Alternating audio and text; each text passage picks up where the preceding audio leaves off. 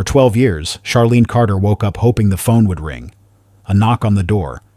A voice on the other end of a call saying, "We found them." She memorized Coast Guard logs, walked beaches alone, stared out at open water like it might give them back. Her husband and daughter had vanished during what was supposed to be a peaceful weekend sail. No bodies, no wreckage, just a drifting boat and silence. She didn't just lose them. She lost her identity, her faith, her reason to breathe. But she never stopped searching. Not in her heart, not in her mind, not even when the world told her to let go. On May 7th, 2022, her friend sent her a blurry video that led to a shocking revelation. What happens when the people you spent years grieving were never lost? What happens when you realize they weren't taken from you? They left you behind. Welcome to True Crime Story HQ. Thanks to all my viewers and subscribers for your support. Stay tuned for daily true crime updates. Don't forget to subscribe. Malcolm Richard Bennett was born on October 3, 1960, in Norfolk, Virginia, just a few blocks from the naval shipyards where his father worked as a mechanic. His mother was a lunch lady at the local elementary school, and the Bennetts were the kind of family that didn't say much, but didn't miss church on Sundays either. Malcolm was the youngest of three boys, the quiet one, the one who watched more than he spoke. He went to Booker T. Washington High School, where he earned decent grades and ran track, not fast enough for scouts to notice, but consistent enough to earn a varsity letter. Teachers described him as disciplined, respectful, observant. One counselor wrote on his record, "Malcolm is quiet but not shy. He pays attention." That line would come back to haunt everyone later. Right after graduation in 1978, with no scholarships and no interest in staying in town, he enlisted in the United States Navy. He was 18. His first deployment came less than a year later, serving as a radar technician aboard the USS Kitty Hawk during the Cold War patrol routes in the Pacific. For the next 20 years, Malcolm stayed in, quiet, loyal, obedient. He never got promoted past petty officer first class, but he never got written up either. He was the kind of serviceman commanders liked. Predictable, private, dependable. He didn't socialize much. No one really knew what he did on weekends. He married once during his 3rd year of service. Her name was Denise Warren. She worked in logistics for the Navy Exchange in San Diego. They had no children, and she died of ovarian cancer in 1995. Malcolm was 35 at the time. After her funeral, he took a 2-month leave and returned without saying a word about what he did. His shipmates said he was quieter after that, colder even. He didn't drink. He didn't date. He stopped going to base events. He just worked.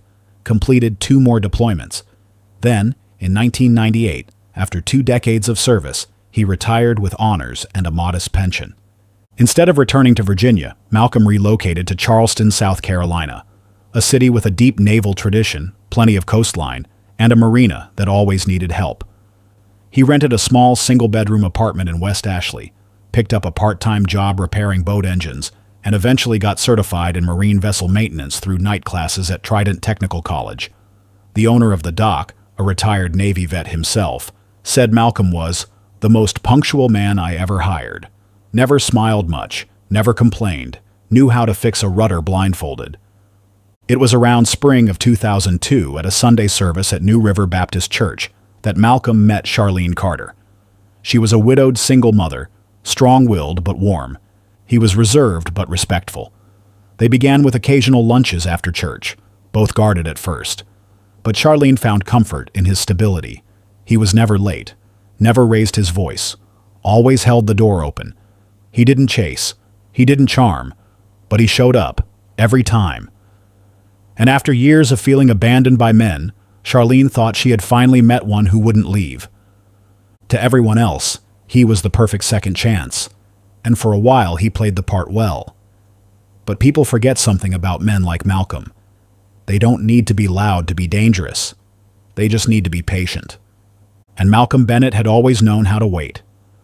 At first, everything moved slowly. Malcolm wasn't the type to push. He listened more than he spoke, and when he did speak, his voice was calm. He never tried to replace Ayana's father. In fact, he rarely brought him up at all. He gave Charlene space to lead, never argued about parenting, and never asked for more than he was given. He was respectful, generous, and dependable. The kind of man who fixed a broken step without being told. The kind of man people in town described as solid. Charlene appreciated that. Her last relationship had ended in silence. Ayana's biological father left without a word when their daughter was still in diapers. No letters, no calls. Just a hollow absence that became easier to accept with each passing year. So when Malcolm entered their lives, steady and patient, Charlene thought she had found what she needed most, a partner who could share the weight. Charlene married Malcolm on June 19, 2004. The sanctuary wasn't crowded, just under 30 people. Close friends, a few co-workers from the school where she worked, and 2 of Malcolm's Navy buddies who had driven in from out of state. No grand decorations, no expensive dress, just lavender flowers, white folding chairs, and a keyboard player who sang through the opening hymn. Ayana, barely 8, sat quietly in the front pew. She wore a pink dress Charlene picked out from a Macy's sale rack. Her hair was straightened, parted down the middle, a small white ribbon holding it back. She didn't smile much. Didn't cry either. Just watched. She didn't walk down the aisle. She didn't bring flowers. And when it came time for pictures, she stood between her mother and Malcolm with her arms flat at her side, eyes looking anywhere but at the camera. After the wedding, he was deliberate, patient, methodical. And it worked. Charlene remembers the exact moment she saw the change. It was a Sunday in late November. They had just gotten home from church, and Malcolm was carrying bags from the car. Ayana ran up behind him and grabbed one without being asked. He said thank you, and she smiled. It was small, but it was real. That night, at dinner, she called him Dad for the first time. Charlene felt her eyes water when she heard it. Malcolm didn't make a scene. He didn't lean into the moment. He just nodded and passed her the salt. From that point forward, things seemed to fall into place. Family photos began to include 3 people instead of 2.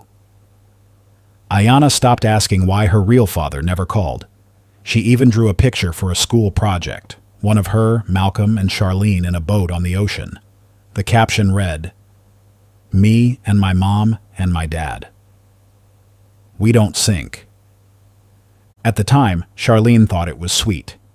Now, she sees it differently. She still has the drawing, folded inside a box she never opens anymore. Back then, she believed she had found something most people never do, a quiet man who stepped into a broken home and held it together without needing to be the center of it. But now, with everything she knows, she questions every moment of that day, because Ayana may have called him Dad, but that doesn't mean he ever saw her as a daughter. When Malcolm suggested he start taking Ayana sailing after school on certain days, Charlene didn't hesitate. She thought it was healthy. She even called it their thing. A ritual between a man and the girl who had learned to call him Dad. But that routine slowly became a pattern. Once a week turned into twice, then 3. Charlene would get home before them, dinner warming in the oven, phone calls unanswered until they walked in just before nightfall. Malcolm always had an explanation. Tide changes, a slow return, lost track of time. Ayana didn't complain. In fact, she seemed calmer after each trip. Quiet, but not withdrawn. Focused, always watching. By 13, Ayana had developed a poise most adults couldn't manage. Her teachers began to notice it. One, during a parent-teacher conference, told Charlene, "She's respectful, but guarded. Like she's always aware of what's going on, even when you think she's not paying attention." Another said she was mature beyond her years. It was meant as a compliment. Charlene took pride in it. She thought maybe she'd done something right, that her child had found strength through structure, that Malcolm's steady hand had helped form a young woman ready for the world. She didn't notice how her daughter had stopped attending youth group. or how she suddenly preferred to stay home on weekends rather than go to sleepovers. She didn't think twice when Ayanna began locking her bedroom door or taking longer showers. She chalked it up to adolescence. Every teenager needs space. But that space was being filled with something she didn't see. One evening, while cleaning the house, Charlene found a small journal tucked between two books on the shelf in Ayanna's room. It wasn't hidden, but it wasn't out in the open either. She only flipped it open because it wasn't labeled. Just a blue cover worn at the edges. The first entry she read stopped her cold. The sea feels safer than land. It wasn't a poetic statement. It didn't sound like a metaphor. It read like a truth. A confession with no audience. Charlene didn't read further. She placed it back exactly as she found it. But she didn't forget the line. That night, she told Malcolm about it. His response was soft, calm, measured. She's sensitive. The water calms her. Better than being in her phone all day like the other kids. Charlene nodded. She trusted him. She always had. But slowly, Ayanna's world narrowed. She no longer talked about her classmates. Her birthday requests were different. No parties, just quiet dinners. She didn't ask for clothes or games. She asked for a new fishing rod, for boat shoes, for marine binoculars. Her dreams were becoming more focused, more precise. She talked about becoming a marine biologist, moving to a coast far away, spending her life near the ocean. Charlene encouraged it, proud of her daughter's ambition. She didn't realize she was helping feed a plan that had already begun forming in silence. Malcolm never asked Charlene to stay away from the marina. But over time, it became understood that was their place, his and Ayanna's. When she suggested joining them on a Sunday, Ayanna suddenly claimed she had schoolwork. Malcolm offered to take her out alone instead, promising they'd be back by lunch. They didn't return until dinner. Charlene started to notice changes in how Ayanna responded to her. She was still polite, still obedient. But there was a quiet distance forming, like a thread being pulled at the edges. When they hugged, Ayanna's arms were slower to wrap back. When Charlene asked about her day, her answers were clipped. The warmth hadn't disappeared. It had just grown. Colder. Then one afternoon, Charlene opened the coat closet to pull out a jacket and saw something strange. A second backpack. One she didn't recognize. It wasn't Ayanna's school bag. This one was different. Rugged. Waterproof.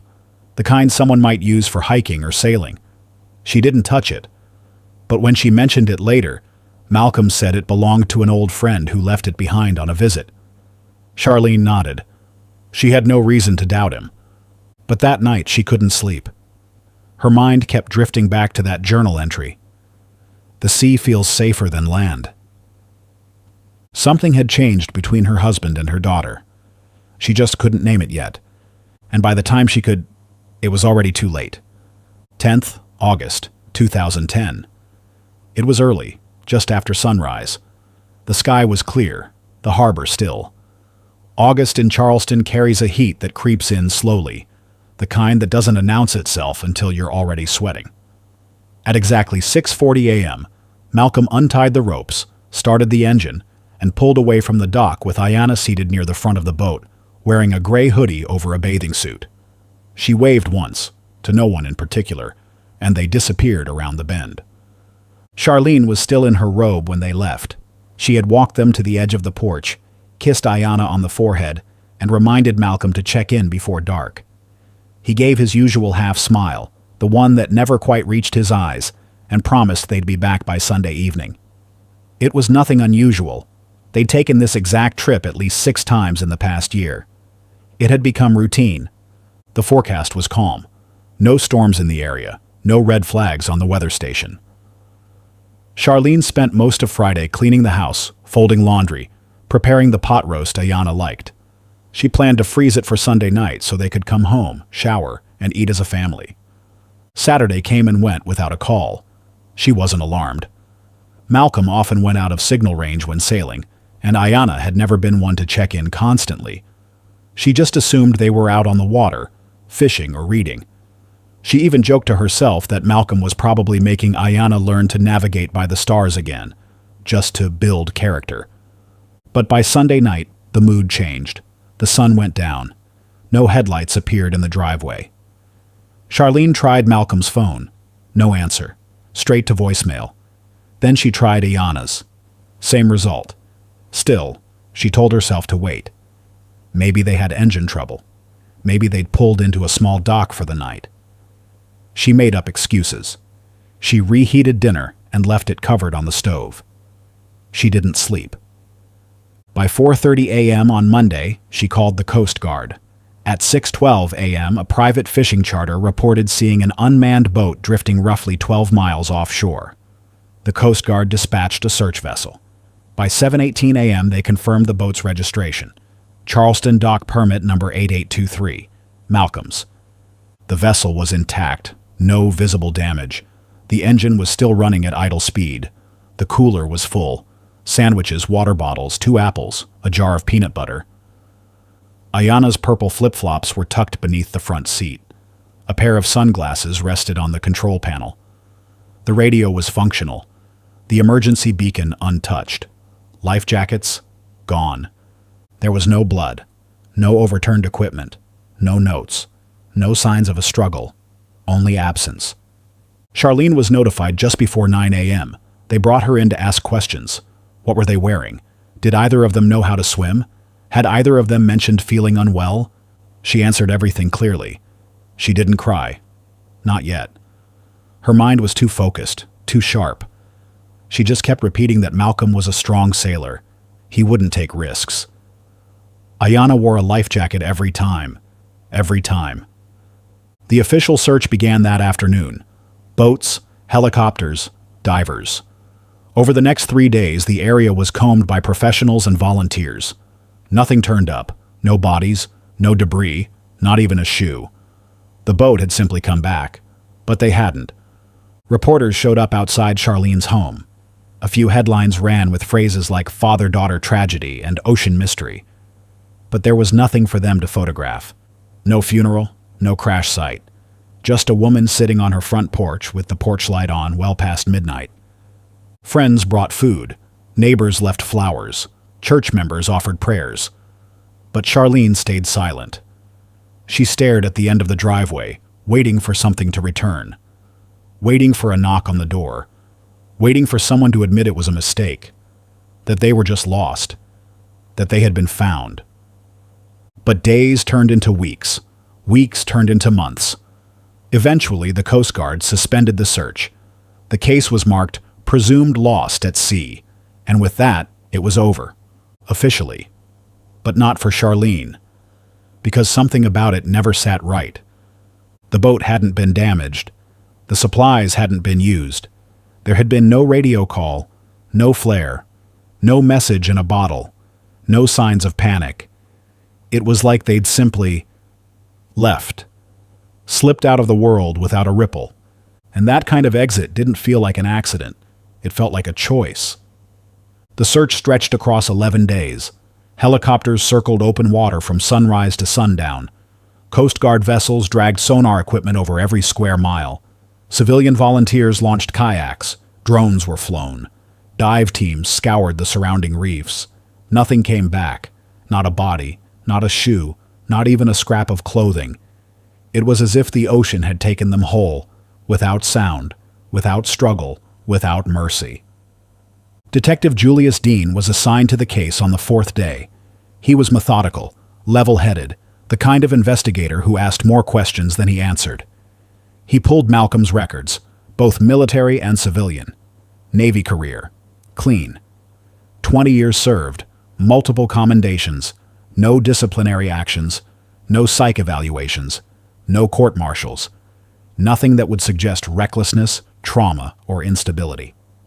He checked Malcolm's bank accounts. No suspicious withdrawals, no new credit cards, no sudden disappearances of funds, no insurance policies were recently updated. Life insurance had been minimal and not paid out. He searched the home. No signs of distress, no notes left behind. Malcolm's personal computer showed regular usage, weather updates, boat maintenance forums, Even an email to a former Navy buddy dated just 2 days before the trip, talking about engine noise on the port side. There were no journal entries, no flagged behavior, no documented mental health history. His last cell phone ping came from within 5 miles of the launch site. After that, radio silence. Charlene filed the missing persons report herself, even though by that time, the Coast Guard had already begun assembling the official incident file. She brought photos, dental records, childhood marks Ayana had on her left shoulder. She kept hoping someone would ask something new, something that would crack things open. But every question led to the same dead end.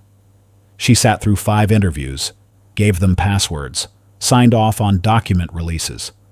She stayed composed, sharp, relentless. The grief hadn't settled in yet.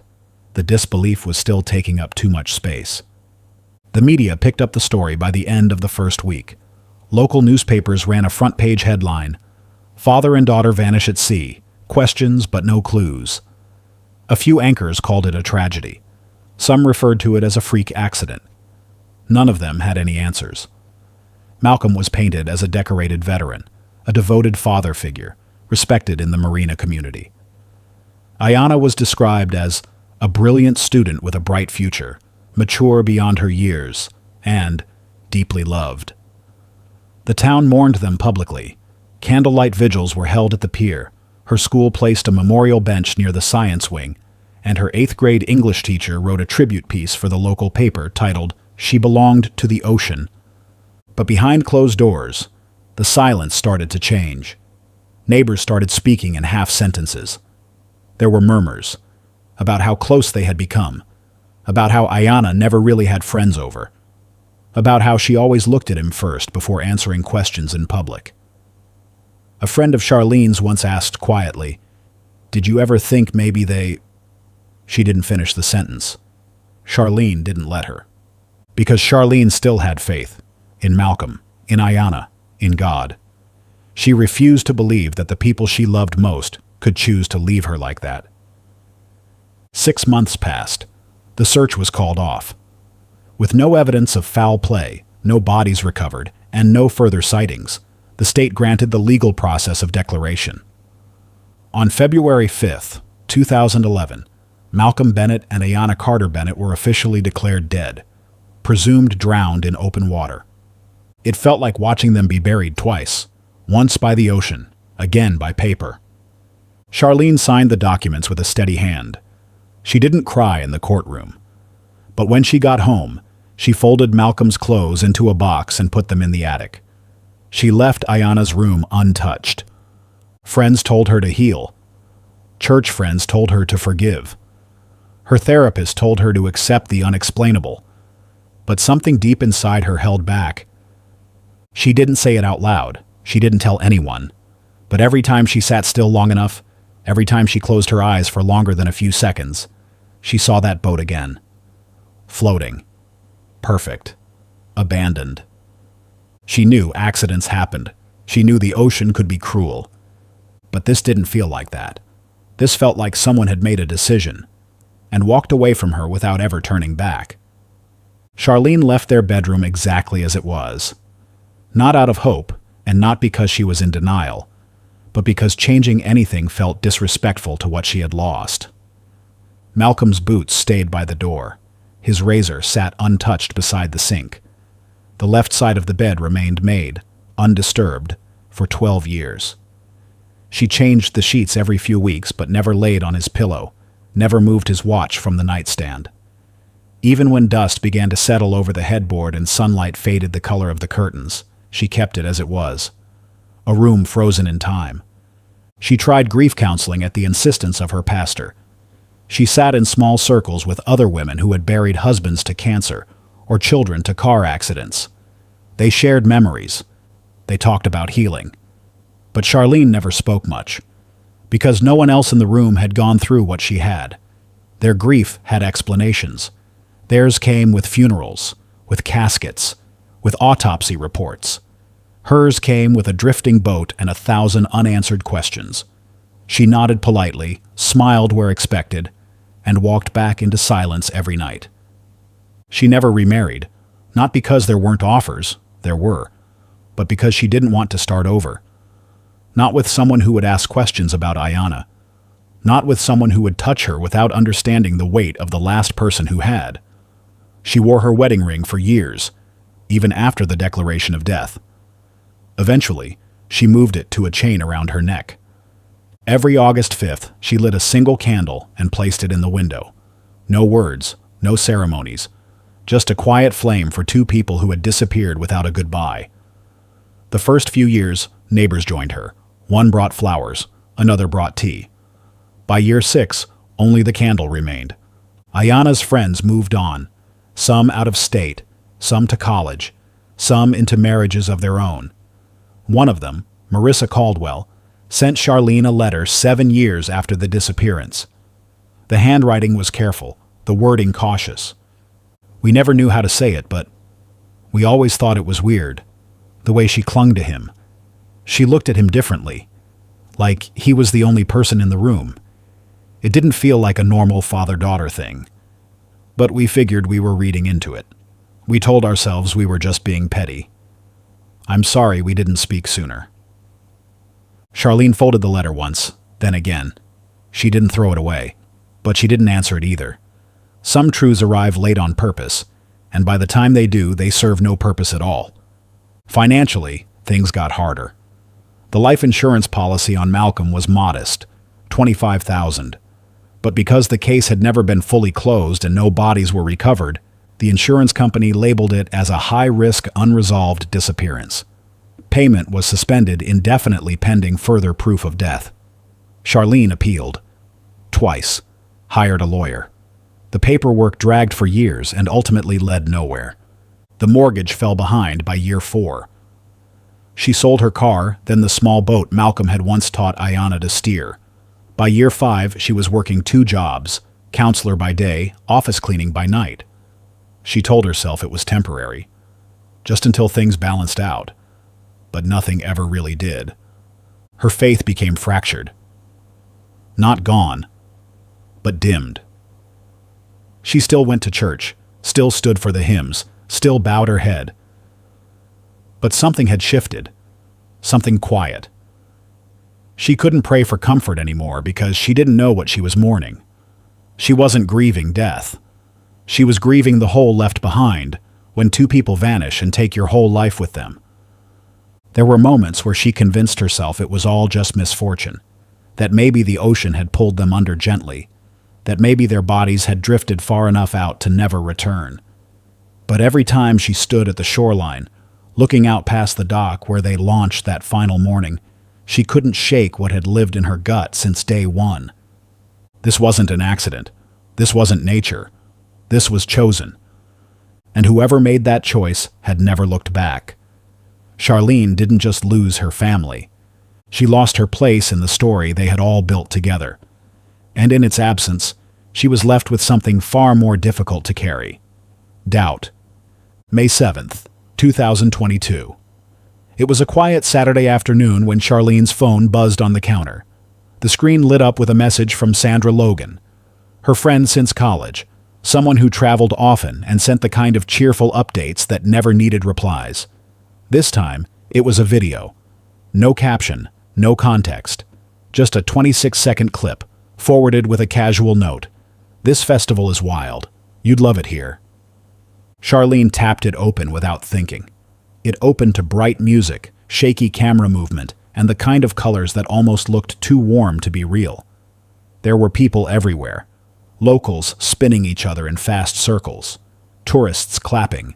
Children chasing bubbles as they floated upward into tangled streamers strung across palm trees.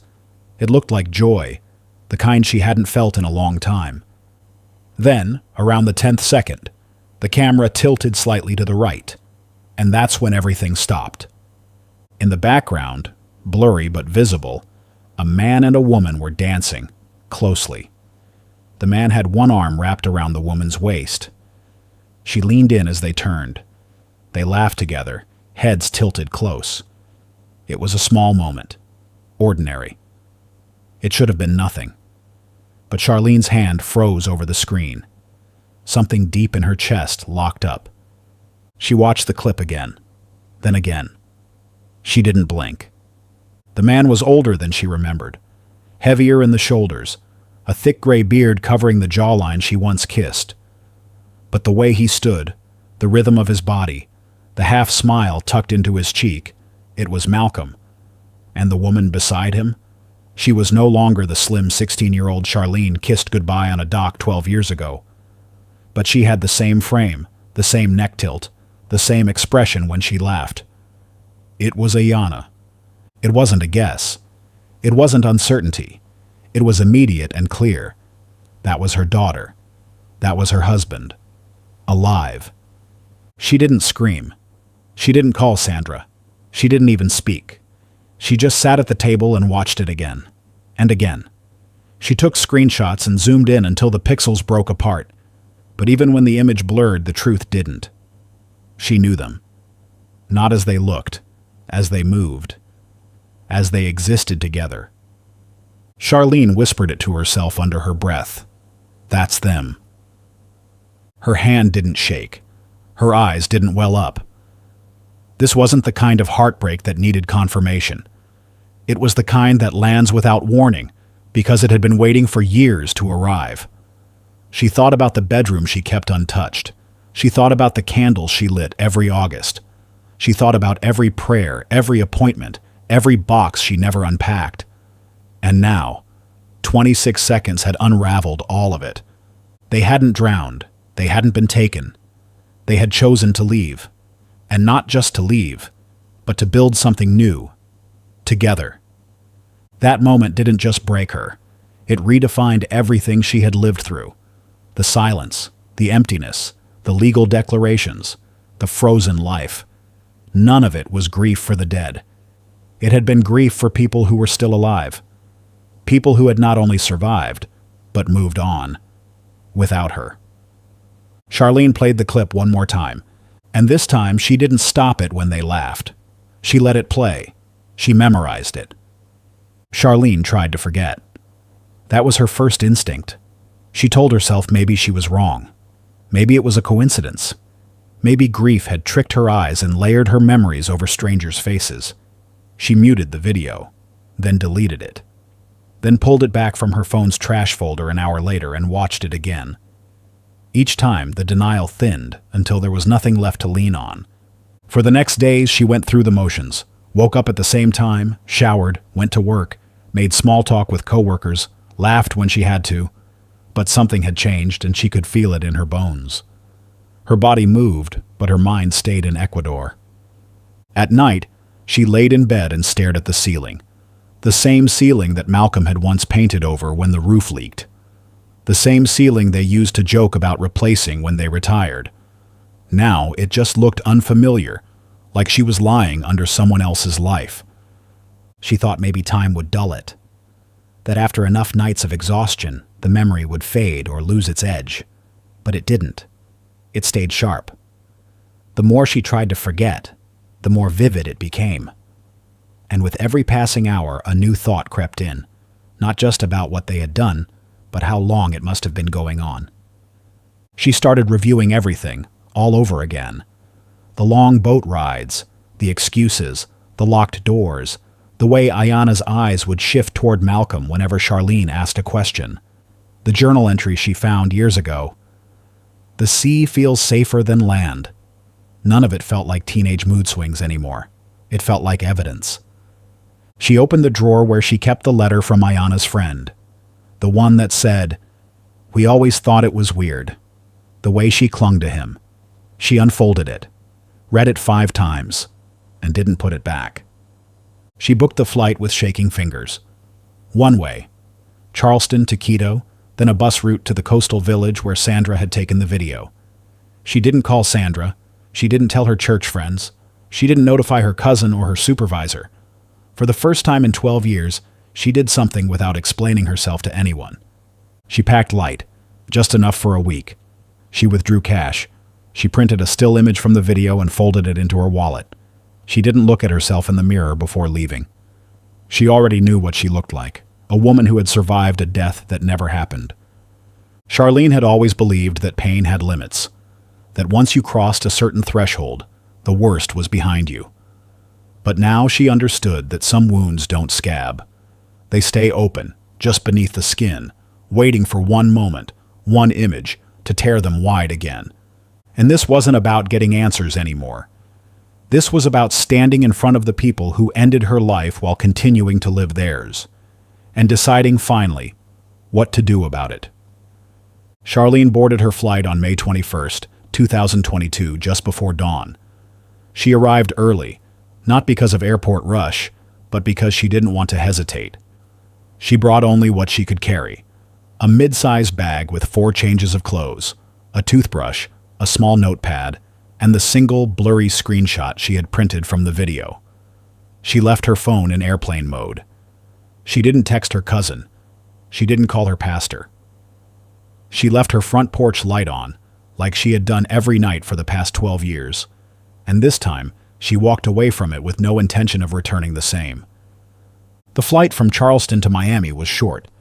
The one from Miami to Quito was harder, almost 5 hours, most of it spent in silence. The man next to her fell asleep with his arms crossed. A child kicked the back of her seat for 20 minutes straight. She didn't notice. Her eyes were fixed on the horizon outside the window, but her mind was nowhere near the clouds. It was already in Ecuador, on a side street she had never walked, in a house she had never entered, with 2 faces she had buried long ago, who somehow had come back to life in the most unforgivable way. In Quito, she moved quickly. No photos, no distractions. She asked for the bus terminal in broken Spanish and bought a ticket on the next route heading to the western coast. It was a long, winding trip through uneven roads, past villages with metal rooftops and painted churches, the kind of landscape that made time feel unfamiliar. The bus was hot, cramped. Locals dozed off in the sunlit window seats. Vendors passed through the aisles selling bottled water and boiled eggs in plastic bags. Charlene didn't eat. She just gripped her notebook and watched the road disappear behind her. She arrived in the coastal town just after 7 p.m. It wasn't what she expected. The streets were cleaner. The pace was slower. The smell of salt water carried through every open doorway. This wasn't a tourist spot. This was a place people vanished to, not in.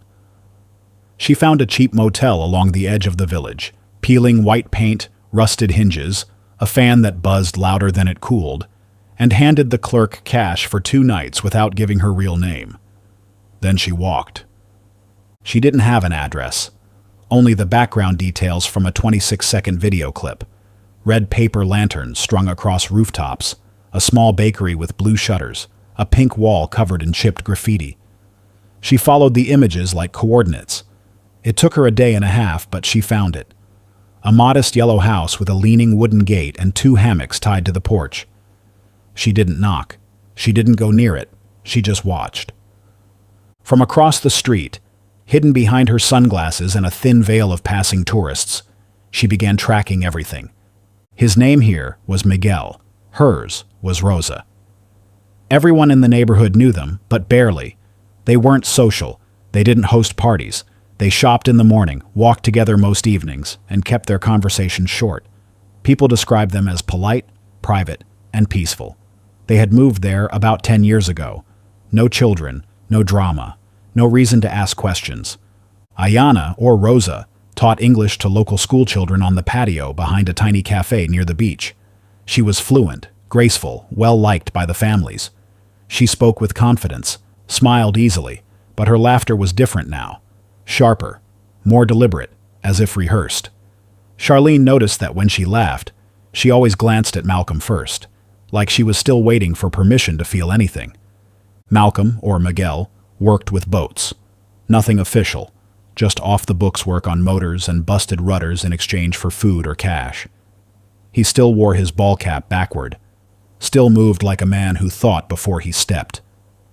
He shook hands with fishermen like an equal, but never shared too much. They knew him as someone who kept to himself. A helpful neighbor. The kind of man who left no ripples. Charlene wrote down every detail. What time they left the house, which streets they avoided, how long they stayed in the market, what they ate, how they looked at each other when no one else was watching. She watched them hold hands. She saw Ayana rest her head on Malcolm's shoulder during a walk along the beach. And one morning, just past 10 a.m., she watched him kiss her on the side of the mouth as she handed him a small glass of juice.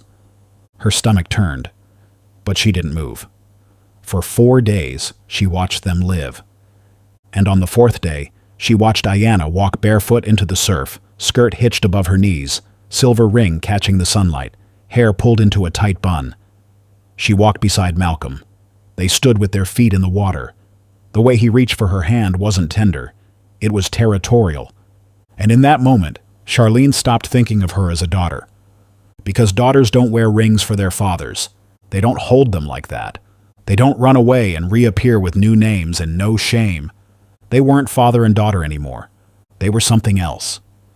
Something that had stolen her child, her years, her purpose, her identity. Something that had buried her in her own house, in her own silence, while they started over in the sun. And for the first time since August 5th, 2010, Charlene Carter didn't feel lost. She felt ready. It happened on a Wednesday. The sky was bright. The air smelled like grilled plantains and diesel smoke. Charlene had followed them into the town square, staying several paces behind, moving carefully through the narrow crowd. They were walking hand in hand, laughing at something she couldn't hear, moving without urgency, like a couple who had long stopped looking over their shoulders. Ayanna wore a cotton dress and open-toed sandals. Malcolm had on the same faded cap he used to wear back in Charleston, flipped backward, like time hadn't touched him. They stopped in front of a small corner shop that sold canned goods and dried meats. As Ayanna leaned toward the window to point at something, Malcolm turned, placed his hand gently at the side of her neck, and kissed her full on the lips. Charlene didn't breathe. There was no space left in her chest for air, no room for thoughts to pass through clean. Everything went still inside her, except for the knowing. There, in the middle of a sunlit village square, he kissed the child she raised as if nothing about it was shameful, as if this was life as it should have been, as if he had earned it. Her arms wrapped around his neck like they had done this hundreds of times. And maybe they had. She didn't cry. There were no more tears left in her for this version of the truth. She turned away slowly and walked back to the motel, like someone heading to a funeral where they already knew the ending. Inside her room, she sat on the bed for a long time. No lights, no fan. Just the sound of the village moving on the other side of her walls. The decision didn't come with fireworks. It came in quiet. It came like breath. She took out her notebook, tore out a sheet, wrote slowly. They weren't taken from me. They chose each other. And they let me mourn them. They let me believe the sea swallowed them. For 12 years I lit candles for ghosts. But they weren't dead. They were just gone. With each other. I don't know what this makes me. But I know what it makes them. She folded the paper in half and left it under the ceramic water pitcher beside the bed. The pistol came from a man who sold parts out of the back of a fishing truck near the beach. It cost her $180 in cash and an additional $20 for bullets. He didn't ask for ID. She didn't offer a name. He wrapped it in a cloth bag and handed it to her like it was nothing more than fruit or bread. She slipped it into her tote bag, nodded once, and walked away without looking back. She returned to the motel, locked the door, and stared at the ceiling for the rest of the afternoon. She didn't fantasize. She didn't rehearse what she would say. This wasn't about words. Words had failed her. The explanations had come too late. The grief had curdled into something else. Something with shape and direction and weight. She waited until the sun dipped low enough to cast long shadows across the streets, until the noise died down and the market stalls began to close. She waited until she knew they'd be home. They were creatures of routine. Always back before dark. Always together. At 7:32 p.m., she stood up, tucked the gun into her waistband, and left the room without locking the door behind her. She didn't leave to start a confrontation. She left to end something. Because for 12 years, she thought she had lost them. But the truth was far worse. They had abandoned her. And chosen each other. The sun was dipping low behind the treetops when they stepped out of the yellow house. May 30th, 2022, 7:43 p.m. The air was thick with humidity. The streets had emptied, save for a few lingering children kicking a flat soccer ball near the corner, and the faint clatter of a dish being rinsed 2 doors down. Everything about the moment looked ordinary, except Charlene was already waiting. She stood on the opposite side of the narrow street, back pressed against a weathered wall, one hand resting inside her bag. She had been there for nearly 40 minutes, watching, breathing, repeating their names in her head. Not as they were now, as they had been. Her husband, her daughter, her family, before everything had been twisted, rewritten, and stolen. When they emerged, laughing quietly, Charlene stepped forward. Ayanna saw her first. She stopped mid-step, her lips parted in confusion, the plastic grocery bag in her hand swaying slightly. Malcolm followed her gaze and turned his head. And when his eyes met Charlene's, his face dropped, not in shock, but something closer to disbelief. He blinked, as if trying to clear an illusion. For a full 5 seconds, no one moved. Charlene stepped into the street, slow and steady, eyes locked on them. Ayanna's voice cracked the silence. "Mom?" Charlene didn't answer right away. She stopped just 6 feet away. Her face was unreadable. Her voice, when it came, was low, controlled.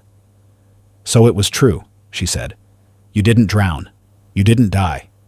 You just left."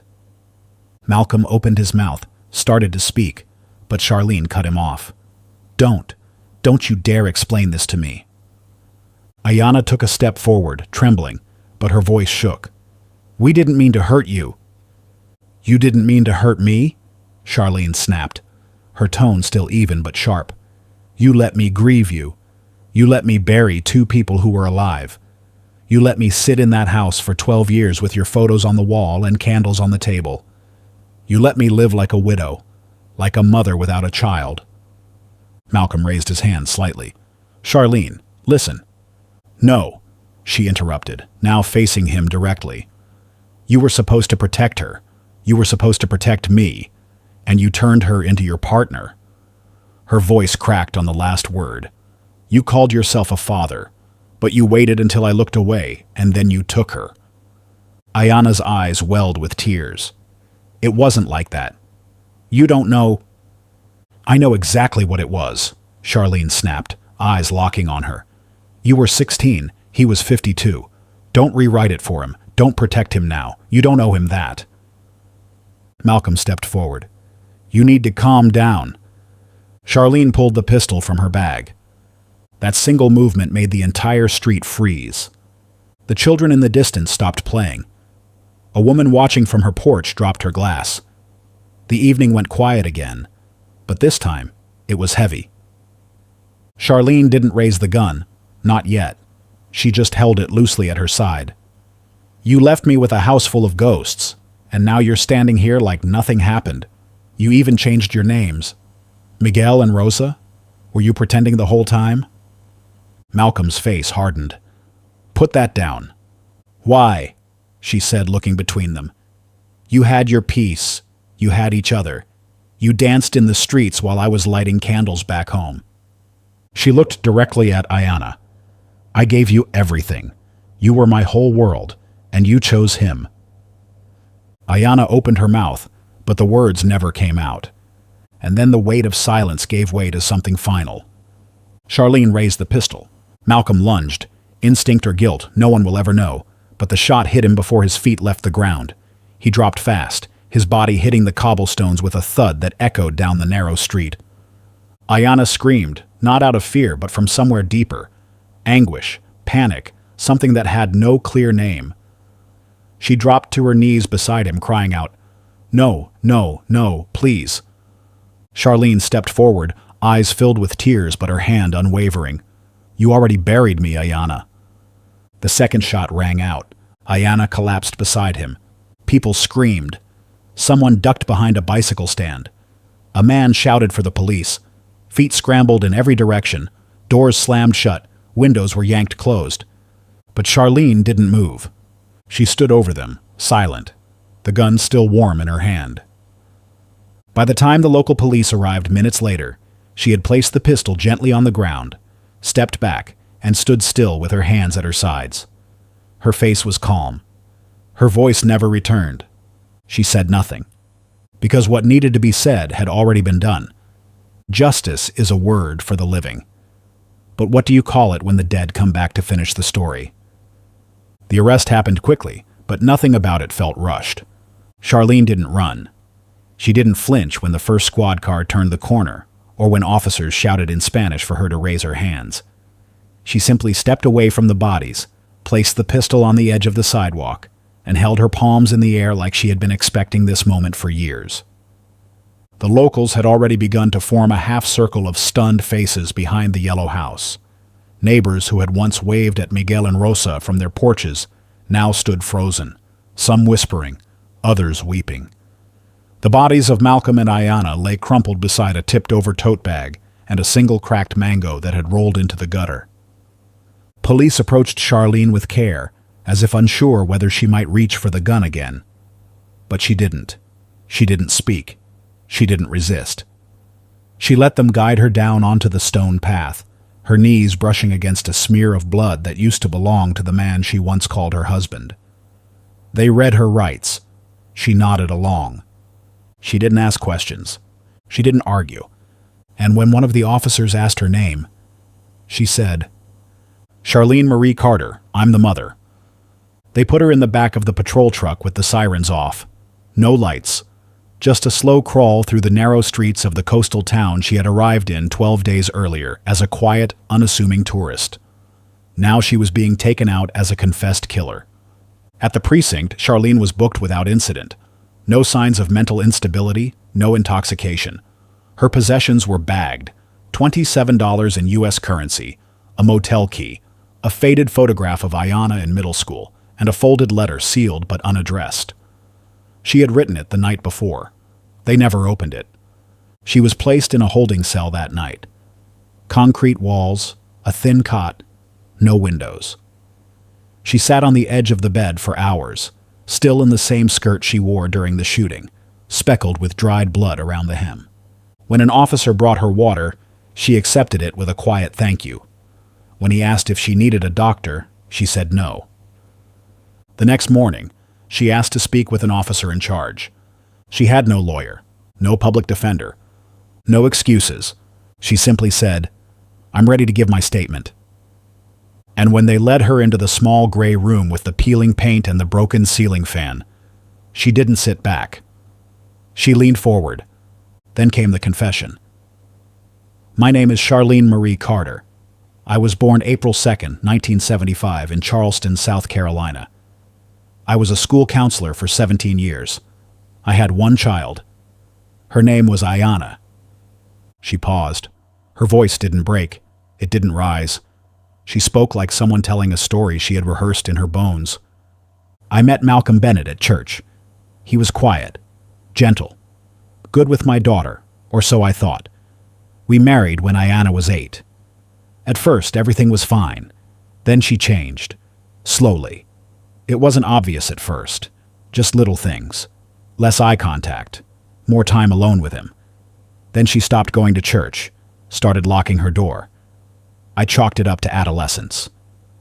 She folded her hands on the table, looked down, then up again. "In 2010, they went sailing. Just like they always did. He said they'd be back Sunday night. They never returned. Coast Guard found the boat drifting. Life jackets gone. No storm. No bodies. No answers. I lit a candle every August 5th for 12 years. I kept their room the same. I never dated again. I buried them without coffins. But something inside me always said, they weren't dead. Not both." The officer taking the statement didn't interrupt. "Then my friend Sandra went to Ecuador last month. She sent me a clip from a street celebration. I watched it once. Then again. Then frame by frame. I knew that laugh. That hand. That man. That girl. I enhanced the video. I froze it. It was them. Older. Different. But them." She paused again, steady. "I booked a flight. Flew there myself. Spent 10 days watching them. Listening. asking around without asking too much. The locals called them Miguel and Rosa. They taught, they smiled, they danced, they kissed. And no one knew they were father and daughter. Not anymore. She placed her hands flat on the table. They didn't drown that day. I did. I drowned when I realized they chose each other. I drowned when I realized they didn't need me to disappear. They just did it on their own.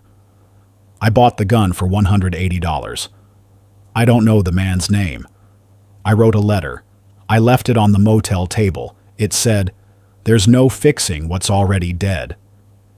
She leaned in close, voice firmer. I confronted them outside their home. I gave them a chance to speak.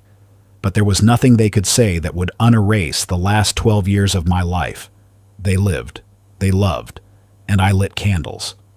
One officer asked, "So you shot them?" Charlene nodded.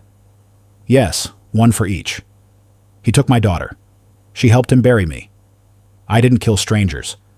I killed the ghosts who haunted me every day since 2010. Then she added softly, "I know it was murder. But don't ask me if I'd take it back, because I finally stopped drowning." Charlene Carter entered the courtroom on September 12, 2022, wearing a plain gray jumpsuit and chains around her ankles. She didn't look around. She didn't search the crowd for faces. Her eyes were set forward the entire time, shoulders back, lips pressed tight. For 12 years she had moved through life as a shell. Now she was finally being seen again. But not as a grieving mother, not as a widow, as a defendant in a double homicide trial. The prosecution wasted no time shaping the narrative.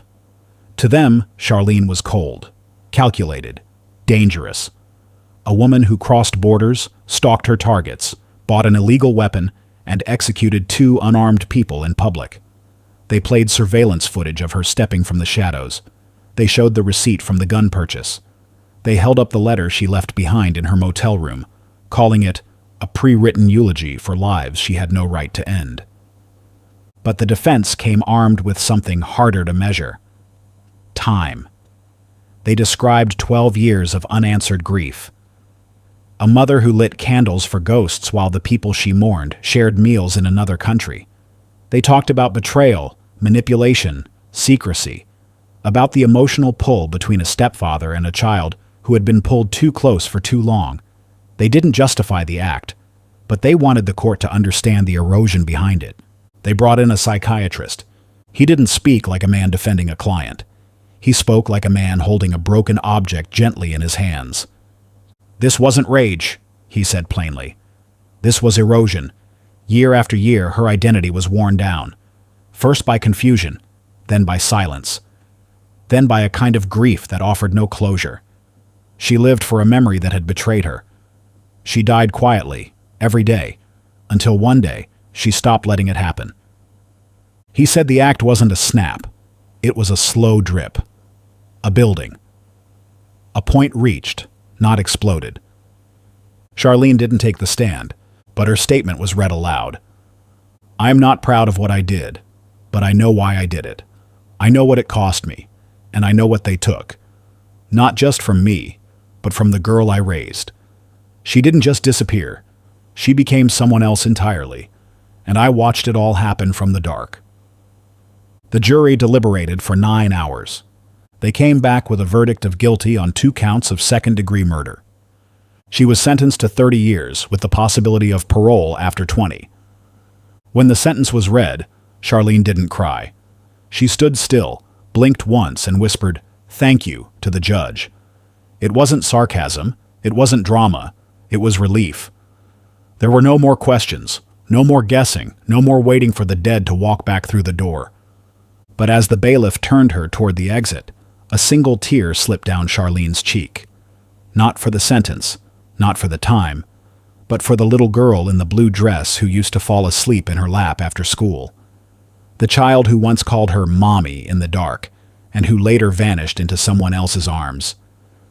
That was who she wept for. And maybe, on some level, that's who she had pulled the trigger for too. The home in Ecuador now stands empty, curtains drawn, dishes still in the sink. Local authorities sealed it the day after the shooting. No one returned to claim anything. Not the photographs, not the boat keys, not even the clothes folded neatly in the bedroom. Locals passed by in silence, a few light candles on the front steps. A quiet ritual for people they never truly knew. To them, Miguel and Rosa were polite, reserved, kind. They taught English, smiled in the marketplace, danced at festivals. But no next of kin came forward. No embassy filed paperwork. No funeral arrangements were made. 2 names on a death certificate, but no one to read them out loud. In the end, their love died the way it lived, in hiding. Back in South Carolina, from inside a prison cell, Charlene picks up a pen. Her handwriting is even, clean, focused. She writes, "I mourned them once. I mourned them twice, but never again." She doesn't ask for forgiveness. She doesn't try to explain what's already been explained. She simply puts down the pen. And finally, for the first time in 12 years, she sleeps. This wasn't just a disappearance. It was betrayal repackaged as tragedy. A mother erased, a daughter lost, and a man who turned protection into possession, who made love into something monstrous. They vanished into the sea, but they were never lost. Only hiding in plain sight, hiding behind new names, new lives, and a silence that almost worked. But the sea doesn't keep secrets. It only delays them. If this story made you pause, share it. Would you have forgiven them? Would you have pulled the trigger? Comment your thoughts below, and don't forget to like, subscribe, and turn on notifications for the next haunting episode.